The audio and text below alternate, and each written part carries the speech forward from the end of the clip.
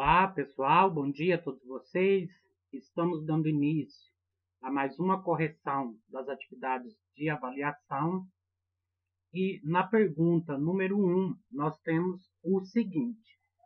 Eu vou ler para vocês a pergunta e vou explicando para vocês aqui, né, o conteúdo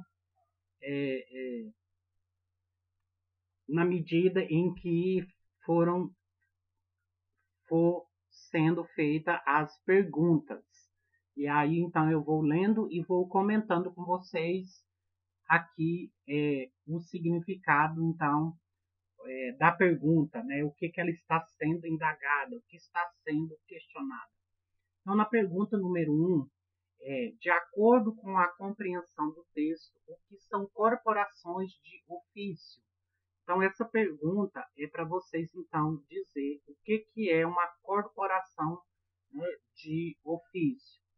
Então, as corporações de ofício, elas surgem, então, na Idade Média, elas são associações, né? Então, essas corporações de ofício eram, então, associações que surgem a partir do século XII, que tinha como principal objetivo essas corporações, essas associações, o processo produtivo artesanal na cidade. Essas unidades de produção artesanal eram marcadas pela hierarquia, né? Então, dentro dessas associações, dentro dessas unidades de produção artesanal, existia uma hierarquia dentro delas. Essa hierarquia ela se dava, então, da seguinte forma: os mestres, os oficiais e aprendizes, e pelo controle da técnica de produção das mercadorias pelo produtor. Então, essas associações, elas regulamentavam aqui o processo de produção, né, artesanal que existia aqui nas cidades medievais. E essa associação, ela se dava, então, né, de acordo com a sua hierarquia, né? Então, era marcado aqui de acordo com a sua hierarquia. Depois, nós temos a pergunta de número 2. No decorrer do nosso estudo, ficaram evidentes as diferenças entre a produção artesanal e a manufatura. Como essas diferenças são abordadas para compreendermos melhor essa distinção? Aí é uma pergunta pessoal, vocês então, né, terá que responder na medida em que eu explicarem aqui, vocês então irão abordar aqui nessa pergunta, né, qual que é aqui a melhor, quais são essas diferenças, né, ficou evidente aqui entre o trabalho artesanal e o trabalho manufaturado. O artesanal era aquele todinho feito manualmente. E a manufatura foi aquela, né, que empregou aqui parte, né, maquinário, né, e parte o trabalho humano. Então, gente, vocês deverão ressaltar aqui na resposta as diferenças com relação à divisão social do trabalho, como visto aqui no texto, né, que nós trabalhamos sobre o Adam Smith, que inclusive era um dos filósofos, né, que pregava, né, aqui os elementos que compreendia aqui a filosofia daquele momento.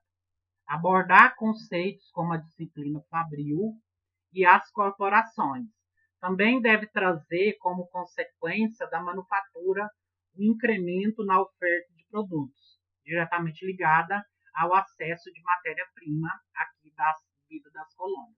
Então, a resposta de vocês tem que, né, trazer aí esses elementos, né, aqui o conceito, né, de como que se dava a disciplina fabril, como que se dava o modelo de organização aqui das associações, chamada de corporações, né, de ofícios, né, e as consequências que a manufatura trouxe, né, aqui na oferta de produtos, né, como que ela estava ligada aqui, como que era o acesso à matéria-prima, né, como que essas manufaturas elas tinham acesso, então, à questão da manufatura, desculpa, da matéria-prima, né, que era aqui os produtos, né, manufatureiros que eram produzidos.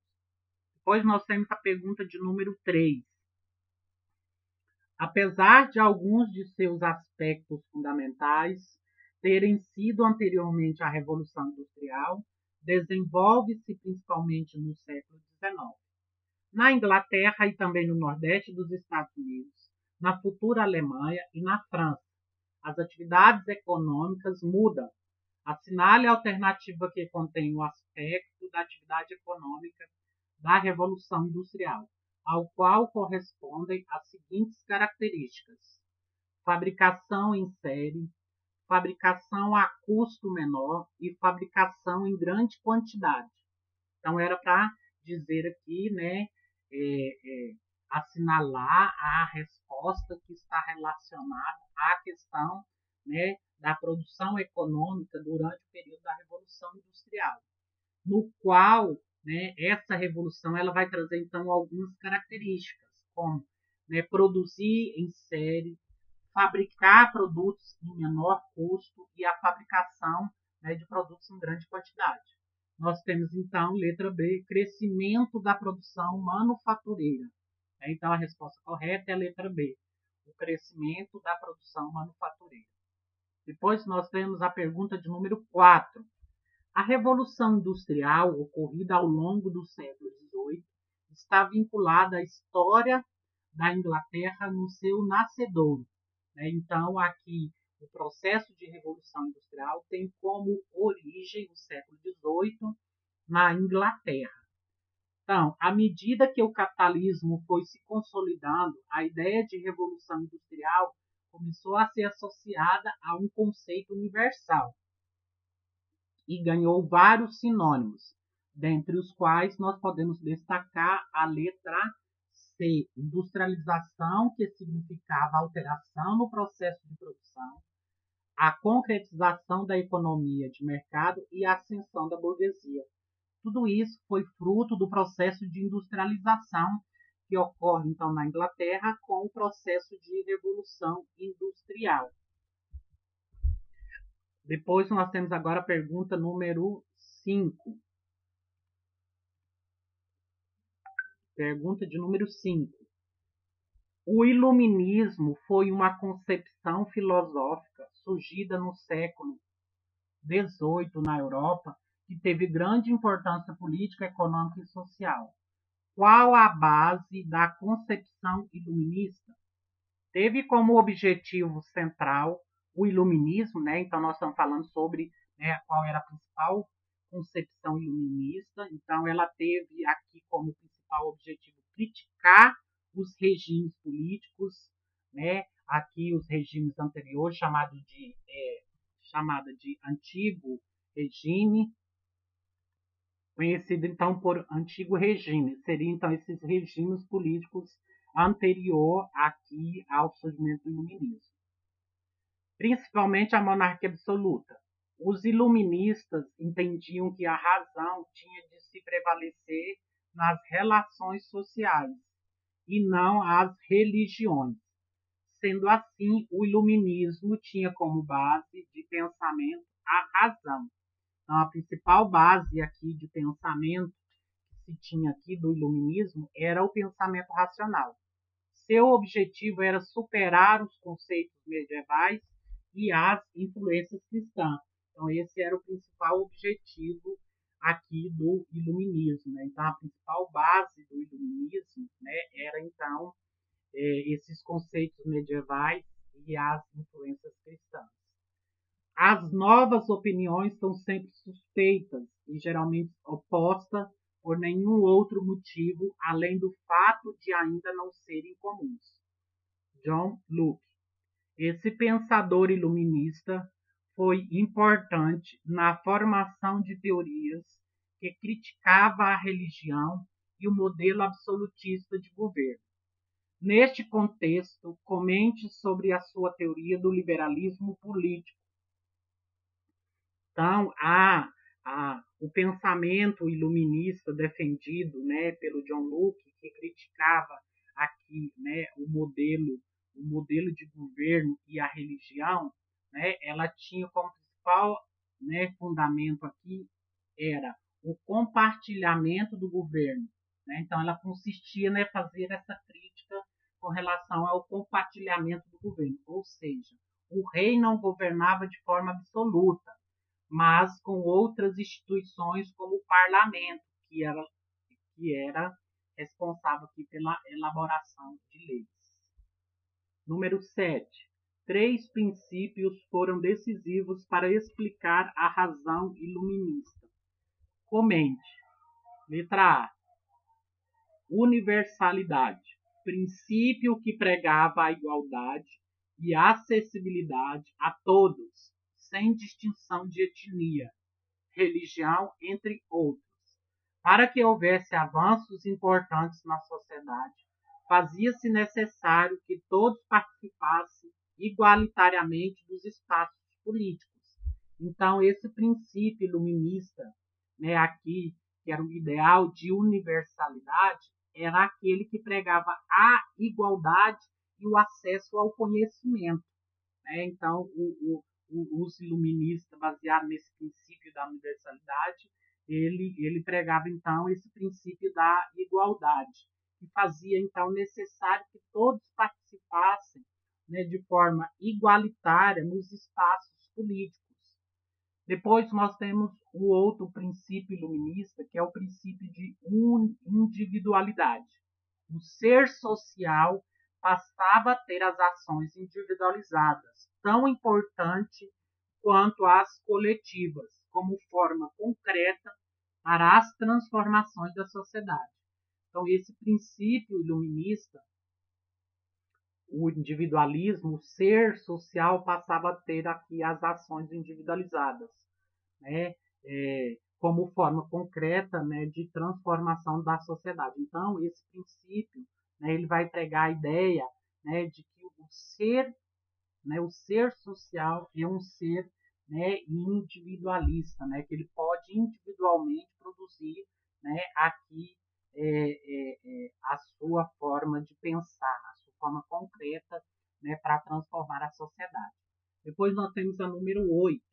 Quais são os principais motivos que levaram a burguesia a apoiar e a financiar o iluminismo?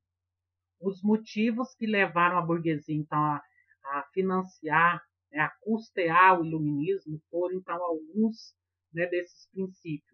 O controle das monarquias absolutas, principalmente na economia política, a criação de impostos cobrados de toda a sociedade para manter a regalia real, via-se no iluminismo uma forma de combater a política absolutista, visando diminuir a pressão financeira contra os burgueses, né? Então, um dos principais objetivos aqui, né, da burguesia financiar o iluminismo, né, era a criação aqui de novos impostos cobrados com relação à sociedade, as, a questão do controle aqui nas monarquias, principalmente a economia e a política. Depois nós temos a pergunta número 9. Prejudica-se mais o progresso do espírito atribuído mal às recompensas do que as suprimido. Jean d'Alembert foi um enciclopedista muito conhecido e, junto com Diderot, revolucionou o conhecimento na Europa moderna. Com base no que você estudou, analise abaixo o que foi um enciclopedismo. Então, gente, primeiro, o enciclopedismo, né, ele foi aqui ele foi um movimento, né, um movimento filosófico e cultural que surge na França, através do qual os pensadores, como o Diderot e d'Alembert, organizaram uma enciclopédia com 28 livros catalogados de diversos autores, sendo publicada em 1751. essa enciclopédia tinha como objetivo criticar o absolutismo e a corrupção da Igreja Católica. Então, esse era uma das principais características desse movimento filosófico e cultural, no qual eles produziam, então, em um único livro, todo o conhecimento que se tinha. Era como se fosse uma biblioteca, né, aí através das enciclopédias. Depois nós temos a pergunta de número 11. Quem são os principais filósofos iluministas? Cite-os.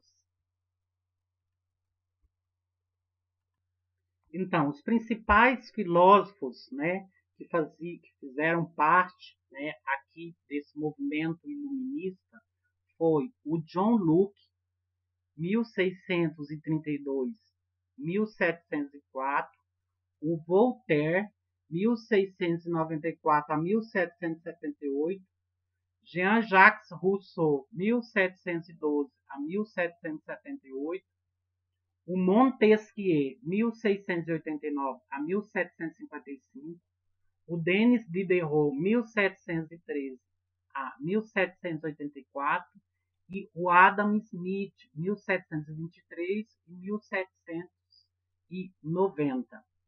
Depois nós temos então a pergunta número 12.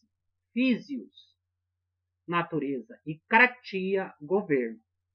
Então seria aqui o significado de fisiocratas, né? Então os físios significa natureza e Kratia significa governo. Ao pé da letra, esse governo, né, esse fisiocrata, né, é governo natural, não revela suas ações e ideias.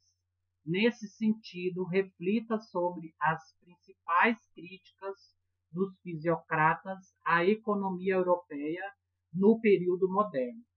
Os fisiocratas, né, que era então esse governo natural, eles criticavam as práticas mercantilistas, né, que era inclusive um movimento que estava crescendo muito na Europa do século XVI.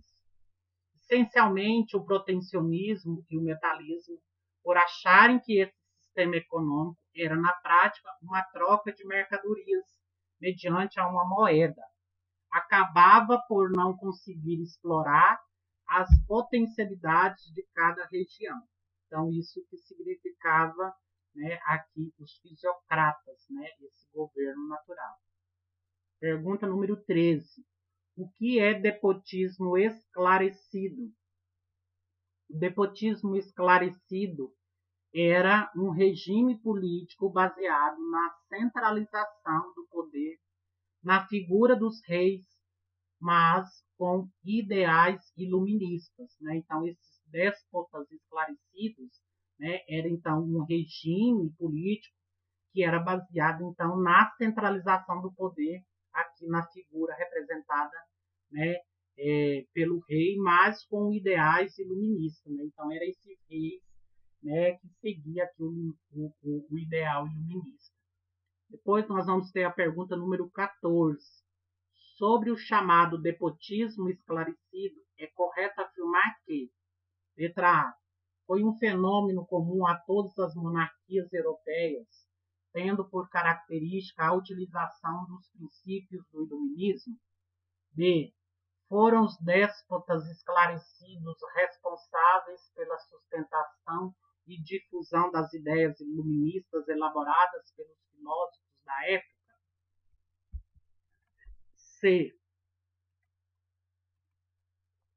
Foi uma tentativa bem intencionada, embora fracassada, de as monarquias europeias reformarem estruturalmente seus estados? D.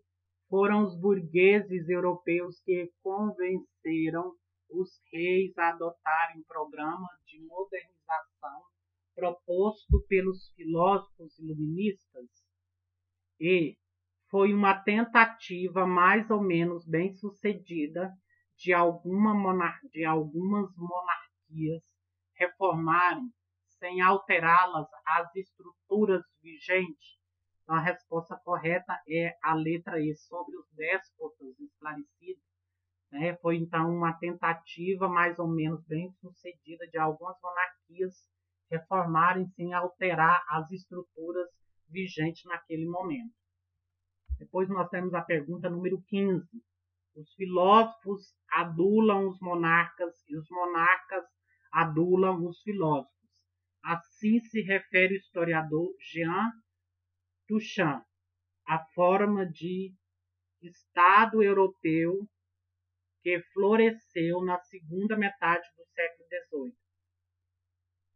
Os reis filósofos, temendo revoluções sociais, introduziram reformas inspiradas nos ideais iluministas. Estas observações se aplicam às monarquias constitucionais, ao despotismo esclarecido, c. às monarquias parlamentares, d. ao regime social-democrático e aos principados ítalos germânicos.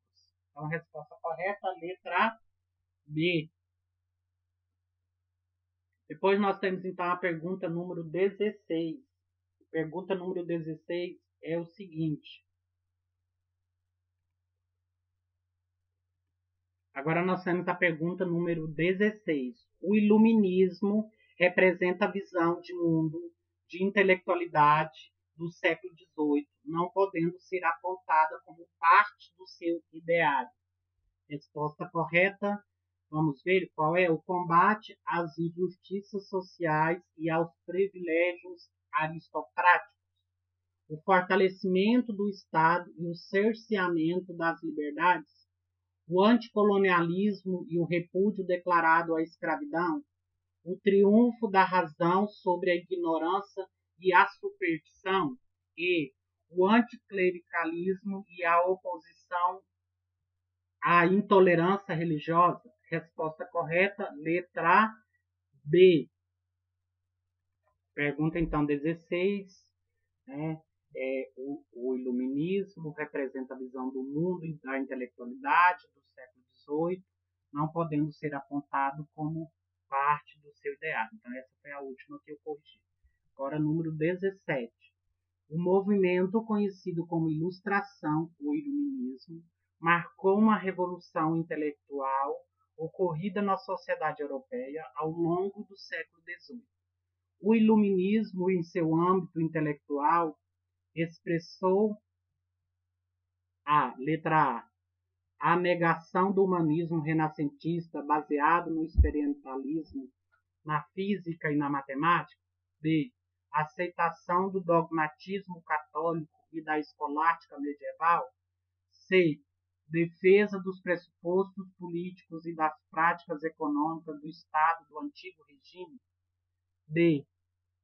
Consolidação do realismo como fundamento do conhecimento humano. E supremacia da ideia de providência divina para a explicação dos fenômenos naturais. Resposta correta, letra D. Consolidação do racionalismo como fundamento do conhecimento humano. Pergunta número 18. Característica do iluminismo. Então, era para dizer quais são as características do iluminismo, somente uma que está errada, e é para assinalar a errada. Letra A. Derrubada dos conceitos tradicionais, apoiada na ascensão da burguesia, que pretendia a instalação de uma sociedade de classes. Certo. Revisão da teoria do direito divino como legítima e racional. Certo. Crítica à Igreja, base de sustentação teórica e material do iluminismo, do absolutismo. Certo.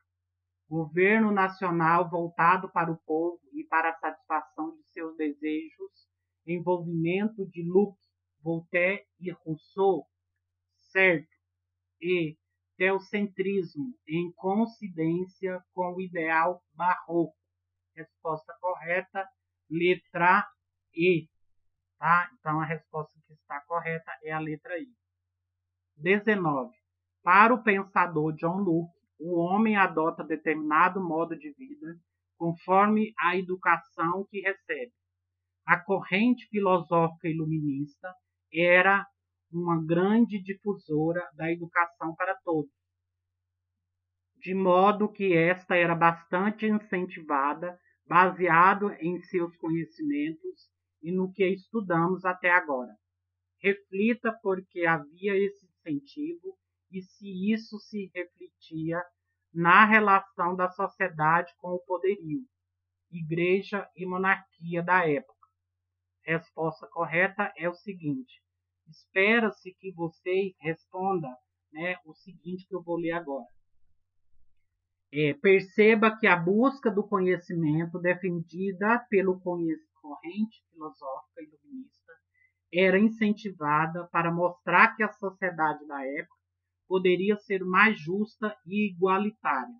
E isso se refletia na relação da sociedade com o poderio da época, porque a burguesia usou os pensamentos iluministas para criar subsídios a fim de quebrar o monopólio econômico e cultural da igreja e da monarquia, ambas que eram então detentoras de poder. E a pergunta número 20. As ideias reformistas de Voltaire e as ideias revolucionárias de Rousseau contestavam o tradicionalismo religioso e a desigualdade social em que se apoiava o antigo regime, no qual os principais beneficiados eram a. Monarquia, igreja e nobreza. B. Igreja, nobreza e burguesia. C. Monarquia, igreja e campesinato. D. Burguesia, igreja e monarquia. E. Campesinato, nobreza e burguesia. Resposta correta é a letra A. Monarquia, a igreja, a nobreza. Então, o Voltaire, as ideias de Voltaire, e as ideias revolucionárias de Rousseau, elas questionavam, elas criticavam o tradicionalismo religioso, e a desigualdade social. O antigo regime, era baseado na monarquia, igreja e nobreza. Então, era um dos regimes muito criticados, naquele momento, pelos reformistas, pelos iluministas daquele momento. Eles criticavam essa ideia de antigo regime, que era baseado na monarquia, na igreja e na nobreza. Assim, então, eu termino a correção da revisão. Deixo para vocês um grande abraço e até a próxima aula.